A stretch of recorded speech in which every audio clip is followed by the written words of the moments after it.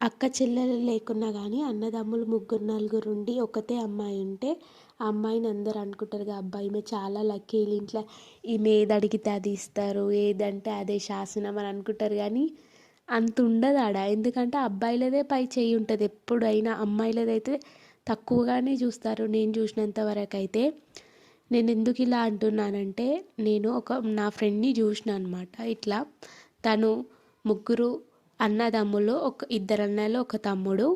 తను ఒక్కతే బిడ్డ. వాళ్ళకి ఎంత మంచిగా చూసుకుంటారో అనుకున్నా కానీ అసలు ఏం సరిగ్గా చూసుకోరు. మినిమం రెస్పెక్ట్ కూడా ఇస్తారో ఇవ్వరో అని అనిపిస్తుంది. వాళ్ళ పేరెంట్సే చూసుకుంటారు బాగానే, వాళ్ళ బ్రదర్స్ కూడా చూసుకుంటారు కానీ ఇవ్వాల్సిన దాంట్లో సపోర్ట్ ఇవ్వరంట. మరి అమ్మాయికైనా ఎవ్వరికైనా కొన్ని ఫీలింగ్స్ అనేటివి బ్రదర్స్తోనైతే షేర్ చేసుకోలేం కదా. ఎంతమంది బ్రదర్స్ ఉన్నా సిస్టర్సే. అందుకే ఎవరికైనా సిస్టర్స్ ఉండాలనిపిస్తుంది. ఉంటా మరి.